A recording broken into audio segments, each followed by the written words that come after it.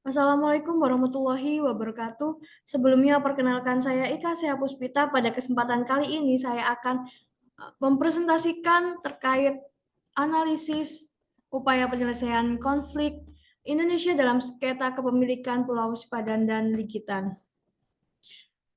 Yang pertama terkait latar belakang sengketa Kepulauan Sipadan dan Ligitan.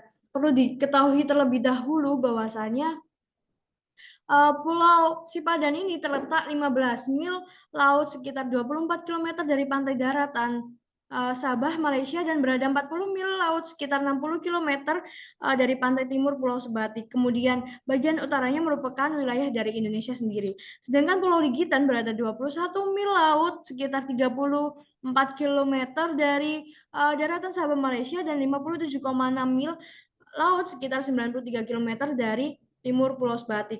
Nah, terkait konflik persengketaan Sipadan dan Ligitan yang terjadi antara Indonesia dan Malaysia ini berawal dari perbedaan penafsiran atas perjanjian 1981 yang telah dibuat oleh dua kolonialisme yang berdasarkan historisnya sendiri pernah menjajah tanah dua negara tersebut yakni Belanda dan Inggris dengan maksud membagi Kalimantan. Konflik Indonesia dengan Malaysia ini terkait Pulau Sipadan dan Ligitan telah bergulir atau berlangsung selama beberapa dekade yaitu sejak tahun 1967. Kemudian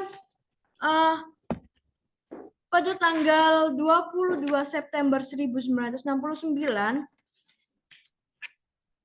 ketika forum tim teknis landasan kontinen Indonesia Malaysia membahas batas dasar laut kedua negara tersebut di Kuala Lumpur tepatnya. Pada saat itu pembahasan tentang landasan kontinen Indonesia Malaysia di lepas pantai timur Kalimantan, Indonesia dan Malaysia sama-sama mengklaim bahwasanya Pulau Sipadan dan Pulau Ligitan ini merupakan miliknya. Kemudian klaim yang diajukan Indonesia tergolong lemah karena tidak mencantumkan kedua pulau tersebut ke dalam peraturan pemerintah pengganti undang-undang yakni Perpu nomor 4 tahun 1960 tentang perairan Indonesia. Sedangkan Malaysia pun demikian tidak memasukkan kedua pulau tersebut dalam peta yang diterbitkan sebelum tahun 1970. Kemudian kedua belah pihak tersebut memutuskan atau sepakat untuk menyelesaikan sengketa perbatasan ini melalui perundingan damai di tingkat pemerintah. Kemudian Indonesia dan Malaysia ini juga sepakat untuk memberikan status quo kepada kedua pulau ini yang dengan menyetujui adanya MOU pada tanggal 22 September 1969 yang dimana status quo ini adalah keadaan di mana suatu wilayah tidak boleh ditempati, dihuni dan harus dibiarkan seperti sedia kala tanpa ada campur tangan dari pihak-pihak yang berselisih sampai sengketa ini dinyatakan selesai. Kemudian pada tanggal 24 Februari 1976, Indonesia dan Malaysia ini menjadi pihak dari Traktat Persahabatan dan Kerjasama di Asia Tenggara atau TAC. Nah, mengapa demikian? Karena Indonesia dan Malaysia sendiri terikat oleh keanggotaan ASEAN dan Perserikatan Bangsa-Bangsa. Kemudian mencuat kembali perselisihan yang terjadi pada tahun 1997. Di mana Malaysia ini membangun sektor membangun restor pariwisata baru yang dikelola pihak swasta di kedua pulau tersebut, yang dimana kemudian melihat adanya pembangunan ini, Indonesia merasa keberatan dan meminta agar Malaysia memberhentikan pembangunan sampai persengketaan ini selesai. Kemudian Indonesia menganggap bahwa dengan adanya hal ini Malaysia melanggar kesepakatan yang telah ditetapkan, yaitu status quo. Dalam hal ini ternyata Indonesia dan Malaysia memiliki pemahaman yang berbeda terkait maksud definisi dari status quo tersendiri, di mana Indonesia menganggap bahwasanya pulau tersebut tidak boleh ditempati, diduduki, dimanfaatkan sampai permasalahan kepemilikan ini selesai. Sedangkan Malaysia menganggap bahwa ketika keadaan status quo suatu wilayah Pulau Sipadan dan Ligitan ini tetap berada dalam kedaulatan Malaysia sampai persengketaan selesai. Kemudian adanya perselisihan ini akhirnya Indonesia mengusulkan untuk memilih jalan pihak ketiga melalui ASEAN High Council. Tapi pada akhirnya tetap berujung pada jalan yang buntu atau tidak menemukan suatu jawaban atau suatu kesepakatan seperti itu. Kemudian di tahun 1998 sengketa ini dibawa ke Mahkamah Internasional. Kemudian terkait upaya penyelesaian sengketa kepemilikan kedaulatan kedua negara tersebut telah diatur di mana pasal 36 ayat 1 Statuta Mahkamah Internasional, di mana dalam persengketaan ini kedua belah pihak yang bersengketa telah membuat sebuah perjanjian yang diberikan nama Special Agreement of Submission to the International Court of Justice of the Dispute between Indonesia and Malaysia concerning sovereignty over Pulau Ligitan and Pulau Sipadan.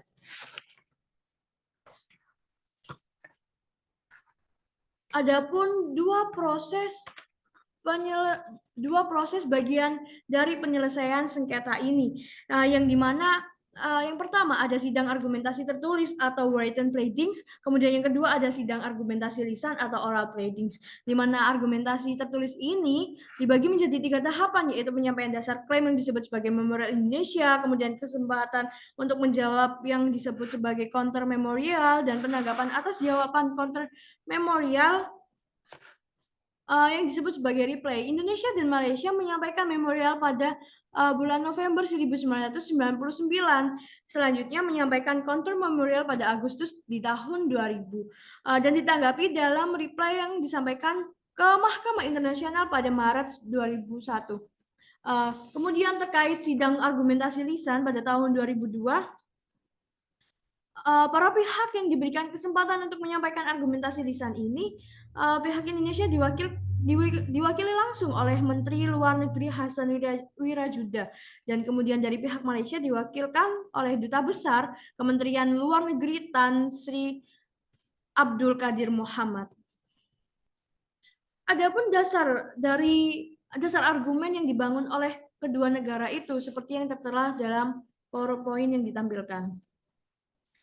Kemudian hal yang menjadi pertimbangan Indonesia adalah kenyataan bahwa Belanda, Indonesia, Inggris, dan Malaysia sebelumnya terjadi sengketa, telah saling menghormati terjadinya sengketa yang telah saling menghormati adanya perjanjian di 1891.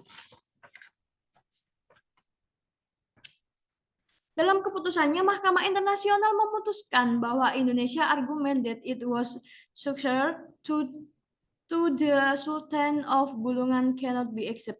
Artinya pada saat yang sama, Mahkamah Internasional juga menunjukkan bahwa klaim Malaysia sebagai penerus dan pewaris Kesultanan Sulu tidak dapat diterima.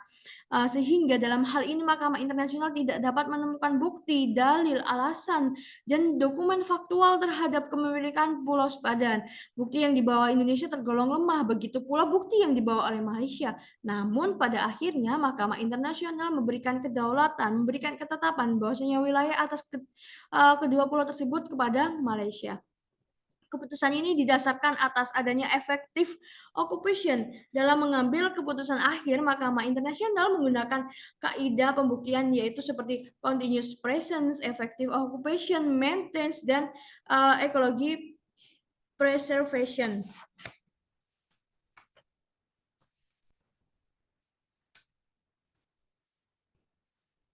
Adapun dua bukti dari dua negara, yaitu Indonesia memberikan bukti adanya patroli Angkatan Laut Belanda di kawasan ini dari tahun 1895 hingga 1928, termasuk keberadaan kapal Angkatan Laut Belanda Lynx di Pulau Sipadan dari November hingga Desember, dan adanya survei hidrografi oleh kapal Belanda di perairan Pulau Sipadan dan Ligitan dari bulan Oktober hingga November. Kemudian patroli ini dilanjutkan dengan adanya patroli TNI Angkatan Laut. Lebih lanjutnya, bukti yang dihadirkan oleh Indonesia sendiri adalah adanya aktivitas penangkapan ikan oleh nelayan Indonesia pada tahun 1950 hingga 1960 hingga bahkan hingga pada awal 1970-an. Demikian juga Malaysia mengajukan bukti-bukti berupa bukti produk hukum pemerintahan kolonial Inggris seperti itu.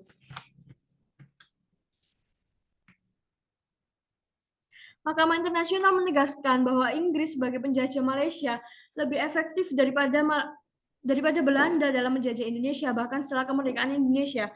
Bukti-bukti yang dihadirkan Malaysia tentang adanya campur tangan Inggris atau efektif oleh Inggris terbukti menjadi faktor penentu dalam menentukan kedaulatan kedua pulau tersebut. Kemudian terkait hasil putusan Mahkamah Internasional di Den Haag pada tanggal 17 Desember terkait Pulau Siba dan Ligitan, yaitu kedaulatan wilayah yang sedang dipersengketakan. Sejak 1961 oleh Indonesia dan Malaysia dinyatakan sebagai wilayah di bawah kedaulatan Malaysia dengan hasil suara yaitu 16-1.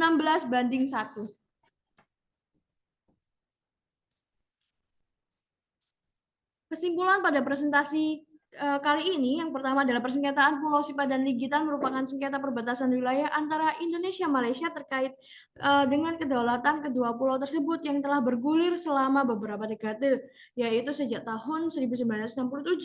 Kedua, adanya upaya yang telah dilakukan dalam menyelesaikan permasalahan sengketa ini, yaitu beberapa tahap seperti diantaranya negosiasi, perundingan bilateral, kemudian mediasi internasional, dan proses admirase. Mahkamah Internasional telah mengemukakan negara Malaysia sebagai pemilik pulau tak berpenghuni, yakni Sipa dan Ligitan, berdasarkan bukti-bukti efektif occupation-nya. Dalam persidangan, Mahkamah Internasional menilai adanya alat bukti Indonesia yang lemah, sedangkan alat bukti yang diberikan Malaysia lebih efektif dalam menguasai kedaulatan Pulau Sipadan dan Ligitan. Kemudian kesimpulan yang keempat, Mahkamah Internasional menggunakan kaidah pembuktian continuous presence, effective occupation, maintenance, dan ekologi preservation terkait kemenangan negara Malaysia dalam kasus sengketa wilayah kedaulatan Pulau Sipadan dan Ligitan ini secara garis besar disebabkan oleh kegagalan pihak pemerintah Indonesia yang tidak menegakkan sekaligus menerapkan adanya prinsip efektif occupation itu. Kemudian lepasnya Pulau Sipa dan Ligitan ini bukan karena Indonesia yang tidak mampu menjaga kedaulatan serta pertahanan negaranya, tapi adanya faktor utama yaitu akibat dari hukum, kemudian sejarah dari kedaulatan kepulauan kedua pulau tersebut. Kemudian keputusan Indonesia dalam menyelesaikan konflik sengketa kedua pulau tersebut dengan cara damai melalui International Court of Justice merupakan penyelesaian yang tepat karena telah dikemukakan di Mahkamah Internasional. Indonesia harus menerima putusan yang telah ditetapkan sebagai penyelesaian akhir dari persengketaan kedaulatan wilayah ini. Kesimpulan yang terakhir yaitu kedua negara harus berusaha untuk memperkuat hubungan bilateral, untuk meningkatkan kerjasama dalam berbagai bidang termasuk di sektor ekonomi dan pariwisata untuk kepentingan bersama dan kemakmuran kedua negara. Kemudian peristiwa ini harus dapat diterima menurut asas uti Posidetis juris yang mengacu pada penguasaan wilayah jika para penjajah pada waktu itu membuat klaim yang sah, sehingga untuk menghormati putusan tersebut Indonesia membutuhkan dengan diterbitkannya Peraturan Pemerintah Nomor 37 Tahun 2008 yang mengubah Peraturan Pemerintah Nomor 38 Tahun 2002 tentang daftar koordinat geografis titik-titik pangkal kepulauan Indonesia, sehingga Indonesia tidak lagi menempatkan titik pangkal di Pulau Sipadan dan Pulau Ligitan. Seperti itu. Sekian presentasi dari saya. Bila ada salah kata, mohon dimaafkan. Billahi fisabilil haq fastabiqul khairat. Wassalamualaikum warahmatullahi wabarakatuh.